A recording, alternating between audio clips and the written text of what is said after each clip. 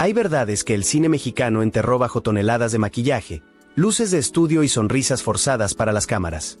Mientras el público aplaudía en las salas oscuras, admirando a sus divas intocables, detrás de los reflectores se tejía un entramado de pasiones desbordadas, noches sin límites y pactos que jamás vieron la luz del día.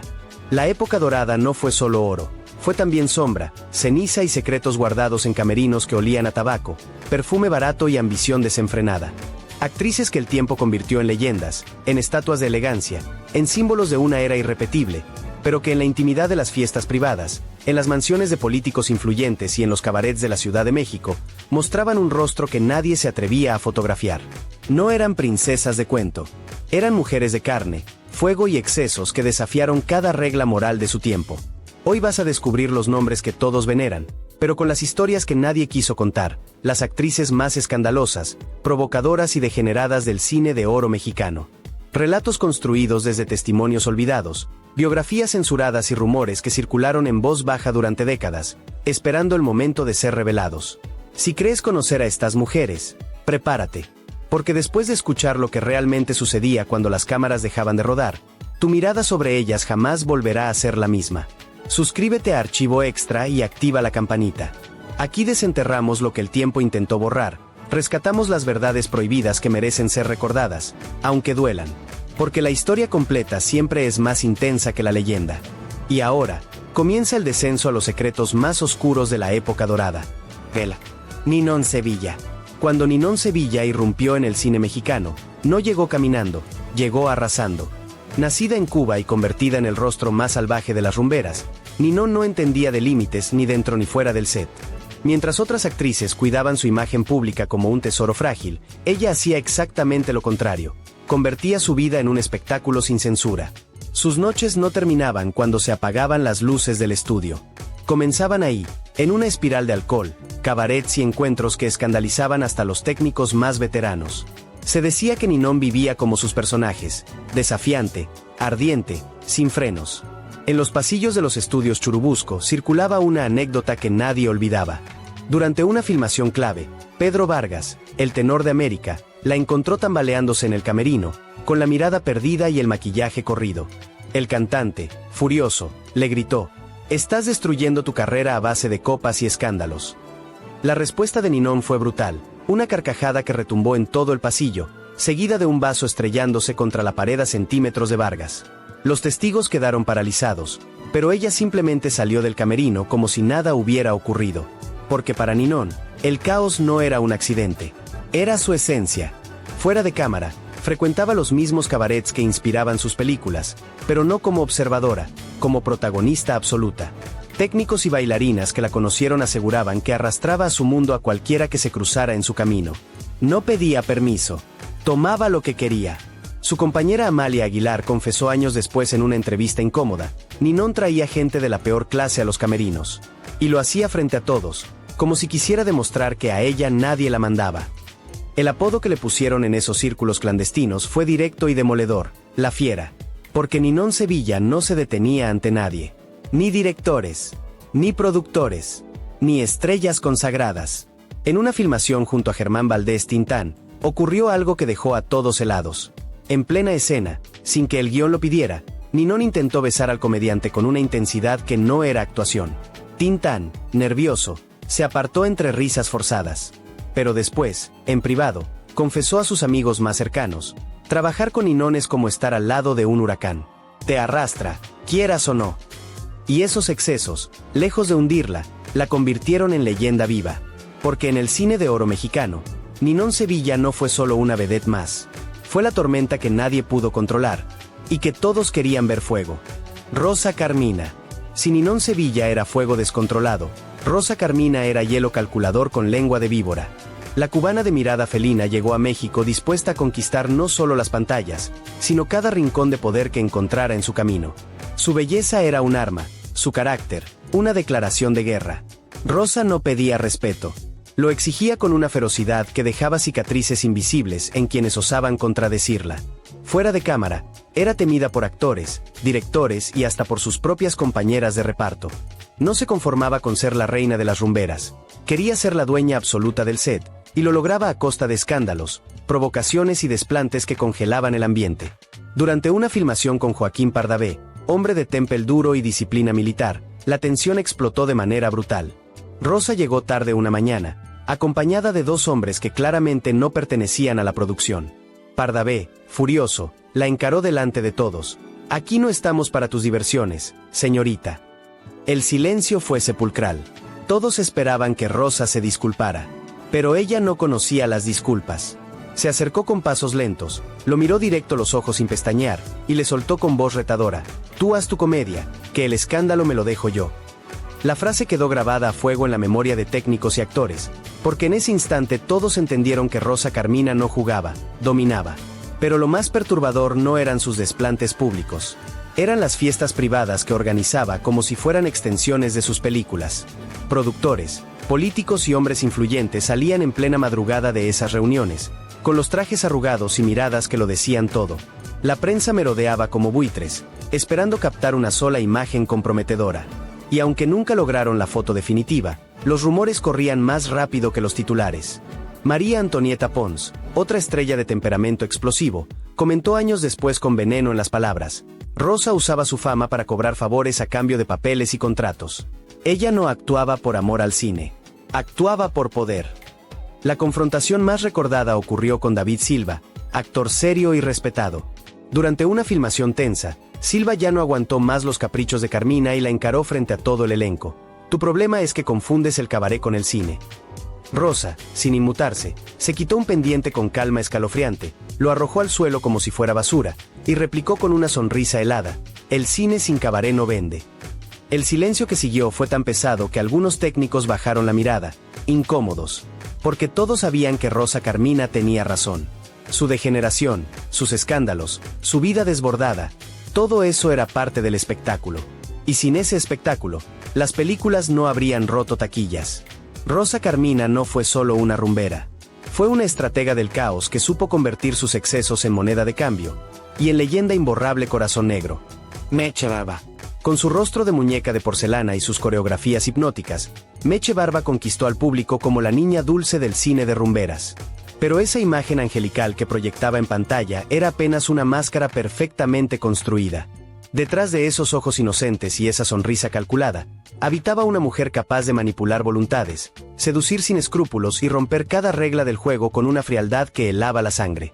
Meche no actuaba. Calculaba cada movimiento como si la vida fuera un tablero de ajedrez donde solo ella conocía las jugadas. En los sets de filmación, su comportamiento generaba tanto fascinación como terror. Los directores sabían que trabajar con ella significaba lidiar con caprichos impredecibles, llegadas tardías envueltas en nubes de perfume y alcohol, y exigencias que bordeaban lo irracional. Pero nadie se atrevía a prescindir de ella, porque Meche Barba vendía fantasías y taquilla. Uno de los episodios más violentos ocurrió durante una grabación con Fernando Fernández, el cantante de temperamento legendariamente serio. Aquel día, Meche llegó al set con el maquillaje corrido, la voz quebrada por el exceso de la noche anterior, y una actitud desafiante que prendió la mecha. Fernández, harto, la confrontó sin filtros. «¿Con qué cara vienes a trabajar así?». Meche, en lugar de retroceder, se acercó peligrosamente a él, invadiendo su espacio personal, y le susurró al oído con voz ronca y calculadora: «Con esta voz quebrada vendo más que tú con toda tu perfección». El cantante, furioso y humillado frente a todo el equipo, la empujó con fuerza. El pleito escaló a gritos, insultos cruzados, técnicos intentando separarlos. Y mientras todos corrían en pánico, Meche reía. Reía como si todo aquello fuera exactamente lo que había planeado. Porque para ella, el caos era poder. Los rumores sobre sus fiestas privadas eran aún más oscuros. Se decía que organizaba encuentros clandestinos donde invitaba a bailarinas, músicos y actores jóvenes, bajo la promesa de ensayos que jamás terminaban siendo profesionales. Lo que empezaba como coreografías inocentes terminaba convertido en orgías improvisadas donde el alcohol borraba cualquier línea moral.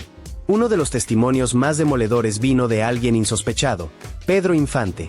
El ídolo de México, conocido por su caballerosidad, sorprendió a Meche en un camerino con un joven asistente de producción en situación más que comprometedora. Infante salió indignado, con el rostro descompuesto, y soltó una frase que recorrió los pasillos como pólvora: «Esto no es un cine. Es un cabaret disfrazado». Pero lo más perturbador de Meche Barba era su habilidad para convertir el deseo en moneda de cambio. Varios directores confesaron en privado: años después, cuando ya no temían represalias, que ella aceptaba papeles solo si podía imponer cláusulas paralelas, viajes pagados, dinero extra bajo la mesa, favores personales que jamás quedaban escritos. Y si alguien se negaba a sus condiciones, ella no gritaba ni suplicaba. Simplemente activaba su red de rumores venenosos en el círculo artístico, destruyendo reputaciones con la misma facilidad con que movía las caderas en pantalla. Por eso, mientras el público la aplaudía de pie como la muñequita adorable del cine mexicano, quienes trabajaban con ella sabían la verdad escalofriante: Meche Barba no era ninguna muñeca. Era una depredadora vestida de inocencia. Y su lado más degenerado podía arruinar carreras con solo un susurro en el oído correcto. Bel Tongolele.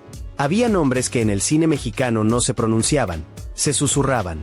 Y el de Yolanda Montes, Tongolele para el mundo, era uno de esos nombres que quemaban la lengua de quien se atrevía a hablar de ella sin precaución. No era actriz en el sentido tradicional. Era una fuerza de la naturaleza envuelta en plumas, lentejuelas y promesas prohibidas. Su baile era pecado convertido en coreografía. Su presencia en pantalla, lujuria destilada cuadro por cuadro. Pero lo que el público veía en las salas oscuras era apenas un anticipo tímido de lo que Tongolele era fuera de cámara. Porque si en pantalla provocaba suspiros y escándalos, en su vida privada multiplicaba por 10 cada exceso, cada transgresión, cada límite moral que el México conservador intentaba imponerle. Tongolele no actuaba para nadie. Vivía para sí misma, sin pedir permiso ni ofrecer disculpas. Durante el rodaje de una película con Adalberto Martínez Resortes, ocurrió un incidente que dejó paralizada la producción completa. Tongolele apareció en el set con un atuendo tan transparente, tan descaradamente erótico, que no correspondía en absoluto al vestuario aprobado para la escena. Resortes, incómodo y nervioso, intentó hacerla entrar en razón. Eso no está en el guión, Yolanda. La respuesta de Tongolele fue demoledora. Se detuvo, lo miró con una sonrisa cargada de desprecio, y soltó con voz firme: el público no paga por guiones, paga por carne. La producción quedó congelada. Nadie se movió, nadie respiró, porque todos sabían que tenía razón. Tongolele era la que garantizaba taquilla, y sin ella las películas no valían nada. Las noches de Tongolele eran leyendas urbanas que se contaban en voz baja entre técnicos y actores veteranos.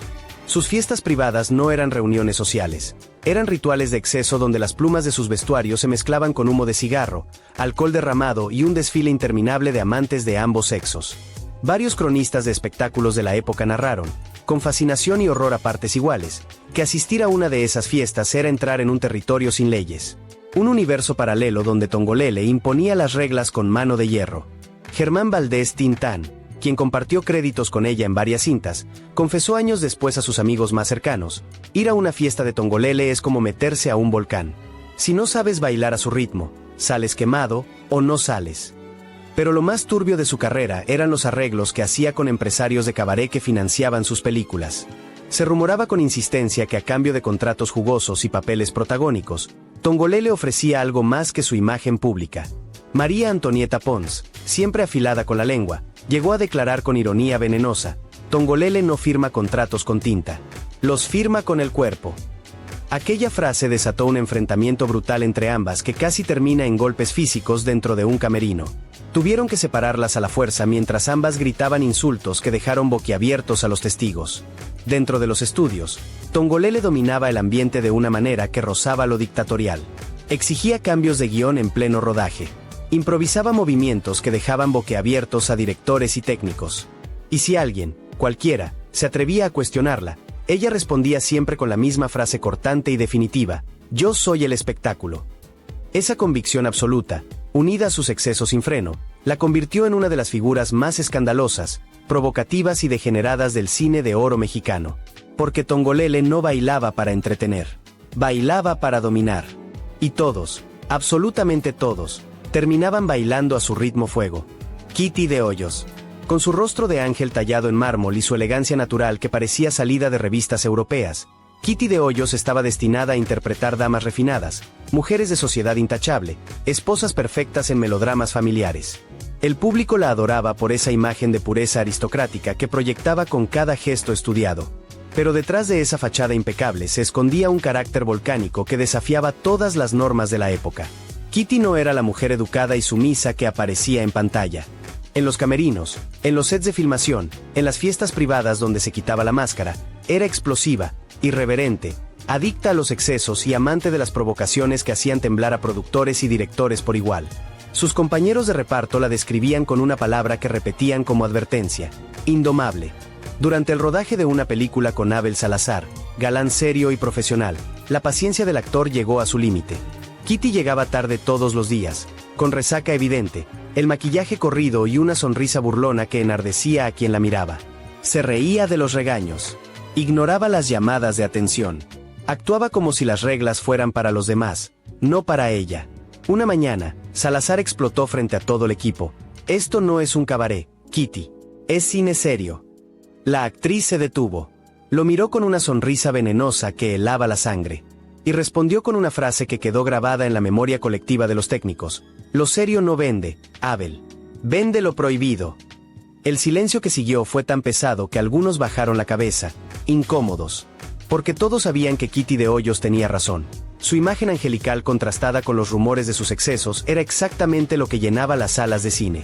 Los rumores sobre sus fiestas privadas corrían como pólvora entre el gremio artístico. Se decía que invitaba a políticos poderosos y productores influyentes a reuniones donde el alcohol y las drogas fluían sin medida, donde las inhibiciones se desvanecían junto con la ropa de etiqueta. Una de las anécdotas más fuertes, contada en voz baja durante décadas, asegura que en una reunión en la mansión de un director reconocido, Kitty se subió a la mesa del comedor mientras todos bebían. Comenzó a bailar semidesnuda, rompiendo botellas contra el suelo mientras gritaba desafiante: esto es lo que quieren ver en mis películas. No poesía barata. Aquella escena, presenciada por varios actores que juraron guardar silencio, cimentó su reputación como una mujer sin frenos. Una bomba de tiempo envuelta en elegancia falsa. Incluso Elsa Aguirre, actriz respetada y de carrera impecable, la calificó en una entrevista años después como impredecible. Y relató con cuidado que Kitty solía manipular a productores para obtener papeles, no con talento actoral, sino con sus desplantes calculados y su capacidad para seducir y destruir en igual medida. Cuando algún director intentaba imponerle disciplina o recortar sus escenas, Kitty contestaba con desprecio absoluto: si quieren una santa, búsquenla en la iglesia, no en el cine. Esa frase se convirtió en su sello entre quienes convivieron con ella. Un recordatorio permanente de que Kitty de Hoyos no estaba dispuesta a fingir bondad ni dentro ni fuera de cámara. Así, mientras el público seguía viendo en ella a la dama perfecta de mirada cristalina, quienes la conocieron de verdad sabían que detrás de ese rostro angelical habitaba un demonio elegante que disfrutaba rompiendo cada regla del juego. Kitty de Hoyos no fue solo una actriz. Fue la encarnación perfecta de la decadencia disfrazada de refinamiento corazón negro. María Antonieta Pons. Si había una mujer capaz de paralizar un set de filmación con solo entrar, esa era María Antonieta Pons. Cubana de nacimiento, reina indiscutible del cine de rumberas por adopción, y tormenta viviente por naturaleza. Su presencia no se sentía, se sufría. Su belleza deslumbrante venía acompañada de un carácter tan explosivo que muchos compañeros de trabajo la calificaban directamente como imposible. No era raro verla en medio de discusiones a gritos que detenían las filmaciones por horas. Exigía privilegios que ni siquiera los protagonistas masculinos más poderosos se atrevían a pedir. Y si no conseguía lo que quería, convertía el rodaje entero en un campo de batalla. María Antonieta Pons no negociaba. Imponía. Durante una filmación junto a Antonio Aguilar, el charro respetado por su disciplina férrea, ocurrió un incidente que quedó grabado en la memoria de todos los presentes. Pons se presentó al set con un séquito completo de bailarinas y músicos que no tenían absolutamente nada que ver con la producción. Era como si hubiera traído su propio cabaret personal al estudio. Aguilar, molesto y confundido, la encaró. Esto no es tu cabaret, María Antonieta. Estamos filmando. La respuesta de Pons dejó helados a todos los presentes. Se detuvo, lo miró con desdén absoluto, y lanzó con voz firme y retadora: yo soy el cabaret. Y si no me quieren aquí, cierren la película. Nadie se atrevió a contradecirla. Porque todos sabían que si María Antonieta Pons, la cinta perdería público, taquilla y razón de existir. Pero su fama no se limitaba a los sets de filmación. Los rumores sobre sus fiestas eran materia obligada de las revistas de espectáculos de la época. Alcohol sin límite, apuestas que arruinaban fortunas, amantes que desfilaban por su casa como si fueran parte de una obra de teatro continua y sin final. Se contaba con insistencia que en una de esas reuniones, sorprendió a un joven actor intentando marcharse sobrio y lo obligó a beber frente a todos mientras gritaba con autoridad despiadada: aquí nadie se va limpio. Esa escena, relatada por técnicos que la conocieron de cerca, reforzó la imagen de mujer que disfrutaba humillando a quienes no compartían su ritmo frenético de autodestrucción. Otra anécdota famosa, y devastadora, ocurrió cuando compartió créditos con Sara Montiel. Pons, en un ataque de celos irracional, la acusó públicamente de intentar robarle protagonismo. En pleno set, delante de directores, técnicos y actores, arrancó un collar de su cuello y lo arrojó al suelo con violencia mientras gritaba: "Las joyas son para las reinas, no para las copias baratas". El enfrentamiento escaló tanto que casi llegan a los golpes. El director tuvo que suspender la jornada completa de rodaje porque el ambiente se había vuelto irrespirable. María Antonieta Pons construyó su mito no solo con bailes ardientes y coreografías hipnóticas. Lo construyó con una vida diseñada para romper tabúes, para desafiar límites, para demostrar que las reglas eran para los demás. Donde quiera que estuviera, el escándalo la acompañaba como si fuera parte de su vestuario. No era un accidente, era su estrategia, su forma de vida.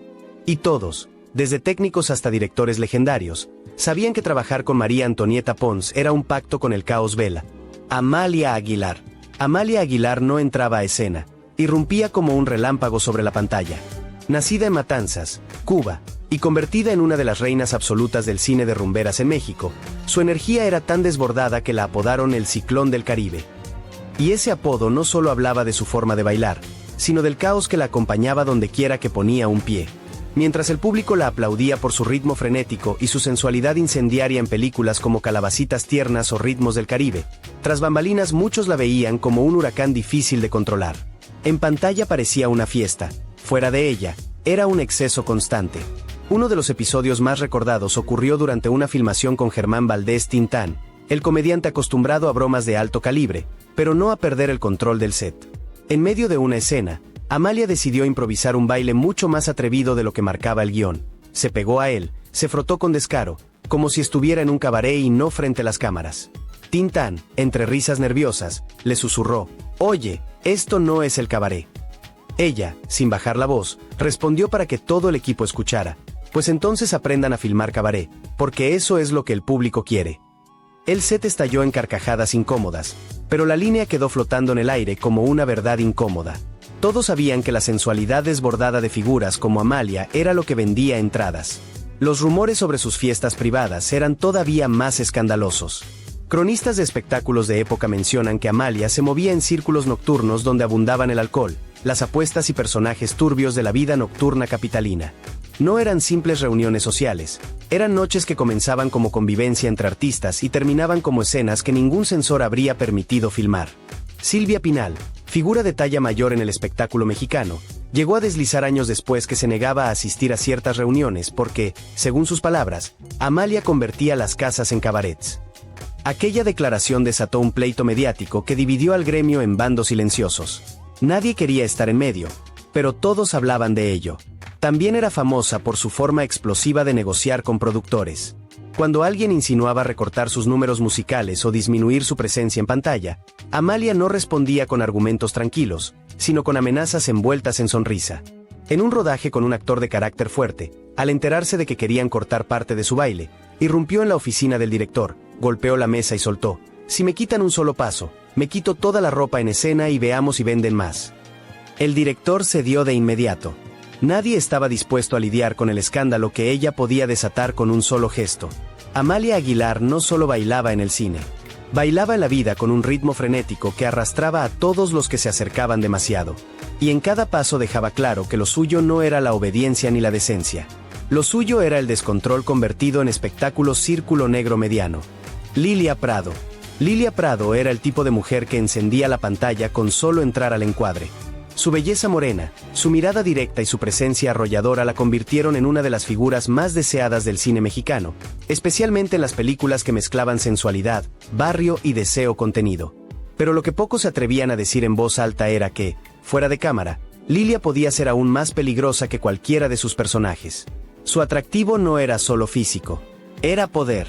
Los directores sabían que poner su nombre en un cartel garantizaba público, pero también sabían que estaban invitando al caos a entrar al set. Lilia llegaba tarde, siempre con la seguridad de quien sabe que nadie se atreverá a reemplazarla. Y cuando aparecía después de una noche de fiesta, traía consigo el olor a alcohol, cigarro y peligro. Durante un rodaje con Jorge Negrete, se vivió uno de los enfrentamientos más tensos que recuerdan los cronistas del cine de la época. Negrete, disciplinado y celoso del profesionalismo, no toleraba retrasos ni faltas de respeto al trabajo. Aquel día, Lilia apareció tarde, con una sonrisa desafiante y la mirada pesada de desvelo. Negrete no pudo contenerse y la encaró frente a todos. Le reclamó su impuntualidad, su actitud, su falta de seriedad. El ambiente se cortaba con tijera. Lilia, lejos de disculparse, sonrió con una mezcla de burla y desafío, y soltó una frase que corrió como pólvora por los estudios. Tú cantas para el pueblo, yo bailo para los hombres que pagan. Negrete, furioso, golpeó la mesa del set y la producción tuvo que detenerse por horas. La frase, repetida entre técnicos y actores, terminó de sellar la fama de Prado como una mujer que no reconocía límites. En los camerinos se decía que usaba la seducción como moneda de alto valor.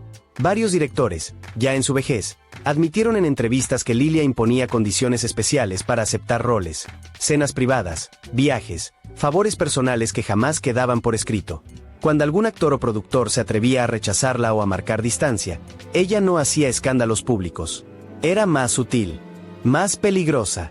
Respondía con venganzas silenciosas, comentarios venenosos a periodistas cercanos, rumores filtrados en revistas, chismes que dañaban reputaciones y carreras enteras.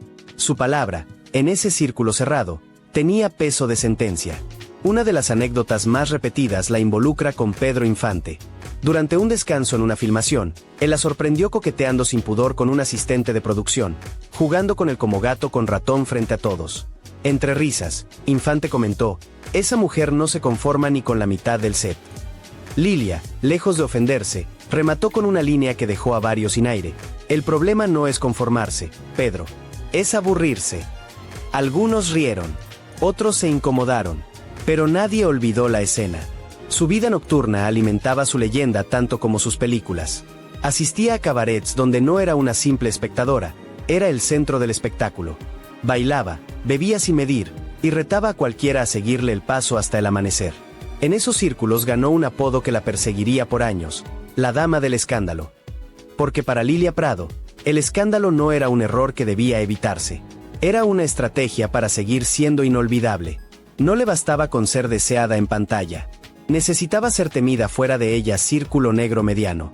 LYN-MAI. Cuando el ciclo clásico del cine de oro agonizaba, apareció una mujer que tomó la antorcha del escándalo y la elevó a otro nivel, Lin May. Nacida Lilia Mendiola en Acapulco, Guerrero, se convirtió en una de las vedettes más famosas de México, llevando al extremo la tradición de las rumberas y las diosas de cabaret que habían incendiado la pantalla décadas antes. En pantalla, Lin May era puro espectáculo, plumas, lentejuelas, transparencias imposibles y movimientos que desafiaban cualquier censura. Pero su verdadera leyenda se escribía lejos de las butacas, en la vida nocturna, en los sets tensos y en las mansiones donde los límites se diluían con cada copa servida. Su carrera en el cine comenzó en los años 70, en plena explosión del cine de ficheras, ese género que mezclaba picardía, desnudos sugeridos y humor de doble filo. Pero mientras otras se cuidaban de mantener una línea entre personaje y persona, Lin May borró esa frontera por completo. Lo que el público veía en las películas era apenas una versión moderada de lo que ella era fuera de cámara. Una de las historias más comentadas tiene como escenario un rodaje con Enrique Rambal, actor conocido por su formación teatral seria y su respeto absoluto por el oficio. Según relataron técnicos de la época, Lin May apareció un día con un vestuario mucho más revelador del que había sido aprobado, casi desnuda, desafiando a todos con la mirada. Rambal, indignado, le reclamó con dureza, esto no es teatro de revista, es cine. Lin no se encogió. Se mantuvo erguida, con la cabeza en alto, y respondió con una frase que se quedó flotando en los estudios. El cine aburrido lo matan ustedes. Yo lo mantengo vivo. La discusión fue tan intensa que tuvieron que detener la filmación. Para muchos, aquella respuesta definió su esencia, provocación como bandera, exceso como método. Pero si algo cimentó su fama fueron sus fiestas privadas. Fuentes de la época mencionan residencias llenas de empresarios, políticos y artistas, donde el alcohol y otras sustancias corrían sin medida y donde la noche siempre terminaba cruzando líneas que nadie se atrevía a describir con detalle frente a una grabadora. En una de esas reuniones, según se contaba en pasillos y camerinos, un productor veterano intentó marcharse antes de que la fiesta se desbordara por completo. Lin May, furiosa, lo habría detenido lanzándole su copa al pecho y sentenciando con voz dura, «Nadie se va antes que yo». La frase se convirtió en resumen perfecto de su dominio. Nadie abandonaba el reino de Lin sin su permiso. Sus colegas también la describían como una experta en manipular a productores y directores. Carmen Salinas, en entrevistas posteriores, señaló que Lin usaba su cuerpo y su atrevimiento como un contrato silencioso. No pedía papeles, los arrancaba con descaro. Y una vez que entraba a una producción, era casi imposible frenarla. En filmaciones junto a figuras populares del cine de barrio, varios recordaban cómo Lin llegaba en evidente estado de ebriedad, interrumpía escenas para improvisar bailes más sugerentes y ponía a temblar al departamento de censura con cada giro de cadera. Cuando alguien intentaba detenerla, ripostaba con frases cortantes que dejaban claro quién era el verdadero atractivo de la película. Porque para Lin May, el público no pagaba por tramas complejas ni por diálogos profundos. Pagaba por su descaro, por su atrevimiento, por esa sensación de estar viendo algo que se escapaba de las reglas. Lin no solo heredó la estela de Ninón Sevilla, Tongolele y las rumberas del cine de oro. La multiplicó, la distorsionó y la llevó a territorios aún más incómodos. Con ella, la degeneración dejó de ser rumor para convertirse en espectáculo anunciado fuego. Sasa Montenegro. Cuando el brillo clásico del cine de oro ya era un recuerdo, una nueva figura tomó el relevo del escándalo en plena era del cine de ficheras, Sasa Montenegro. Nacida en Bari, Italia, y criada entre Europa y América Latina antes de llegar a México, su sola presencia rompía con el molde de la actriz nacional y la convirtió en un mito de lo prohibido en los años 70 y 80. Su belleza fría, casi inaccesible, contrastaba con las historias que se contaban de ella en los pasillos de los estudios. En pantalla, Sasa era la fantasía definitiva. Cuerpo escultural, mirada desafiante y una sensualidad que no se insinuaba, se imponía. Películas como Bellas de Noche, considerada la primera gran cinta del cine de ficheras, la colocaron como emblema de una industria que había decidido explotar abiertamente el morbo del público. Pero el verdadero terremoto no estaba solo en sus películas. Estaba en la vida que construyó alrededor de su imagen. Mientras el México conservador de puertas cerradas fingía escandalizarse, las salas se llenaban para verla encarnar a mujeres sin culpa, sin pudor y sin miedo. En los sets, Sasa no era una simple empleada más. Era la carta fuerte, la que garantizaba que el público acudiría en masa, incluso si la crítica se rasgaba las vestiduras. Fuentes de época señalan que en producciones cargadas de contenido erótico, era ella quien marcaba la temperatura de las escenas. Si algún director intentaba suavizar una toma, reducir la intensidad o sugerir menos, se encontraba con una mujer que entendía perfectamente el negocio. El público no venía a ver moderación. En los círculos privados, la figura de Sasa se volvió todavía más polémica cuando su vida sentimental se cruzó con el poder político. Su relación con José López Portillo, expresidente de México, convirtió sus apariciones públicas en un campo minado de rumores, sospechas y juicios morales que iban más allá del cine. De pronto, la vedette del ficherazo se transformó también en símbolo de una élite que mezclaba deseo, poder y escándalo en la misma mesa. Mientras unos la señalaban como la mujer que se metió con el poder, otros la veían como la personificación de una época donde la sensualidad dejó de esconderse detrás de metáforas. La prensa del corazón la perseguía, los programas de espectáculos hablaban de ella sin descanso, y los sectores más conservadores la usaban como ejemplo de degeneración moderna. Pero detrás de todo eso, había una mujer que entendió que el escándalo, bien administrado, podía ser una forma brutal de permanencia. Pese a los juicios, siguió trabajando en cine, televisión y teatro, acumulando más de 60 producciones en su filmografía y consolidándose como rostro indispensable del cine erótico y popular de su tiempo. Sasa Montenegro no fue producto de un descuido cultural, fue una decisión del público. Una respuesta a décadas de moralidad hipócrita donde el deseo siempre estuvo presente, pero nunca tan descaradamente encarnado en una sola mujer. Con ella, el escándalo dejó de ser susurro de camerino para convertirse en parte oficial del espectáculo película. Al final, todas estas historias, Ninón, Rosa, Meche, Tongolele, Kitty, María Antonieta, Amalia, Lilia, Lin, Sasa y tantas más, hablan de algo mucho más profundo que el chisme o el morbo pasajero. Hablan de una época en la que el cine mexicano construyó diosas en pantalla, mientras en la vida real esas mismas mujeres pagaban el precio de vivir al límite, entre excesos, abusos, poder, deseo y silencios impuestos por una industria dominada por hombres. Fuentes de la época, entrevistas rescatadas y documentos viejos muestran una constante. Muchas de ellas usaron el escándalo como escudo y como espada. Convirtieron la degeneración que les atribuían en herramienta para sobrevivir, negociar, imponerse y no desaparecer en un sistema que estaba dispuesto a devorarlas apenas dejaran de ser rentables. Eran villanas para unos, ídolas para otros, pero jamás fueron indiferentes. Hoy, mirando hacia atrás, Estas vidas no solo se sienten como cuentos oscuros de camerino, sino como radiografías de una industria y de un país que preferían ocultar sus contradicciones detrás del brillo de las marquesinas. Tal vez, entender sus excesos, sus errores y sus batallas internas es también una forma de hacer justicia a las mujeres detrás del mito, esas que nunca fueron santas, pero tampoco simples caricaturas del escándalo. Si alguna de estas historias te removió algo en el pecho, deja tu comentario. ¿Cuál de estas figuras crees que fue víctima de su época y cuál se volvió victimaria de los demás? Dale like si sientes que estas verdades no deben seguir enterradas, y suscríbete a Archivo Extra.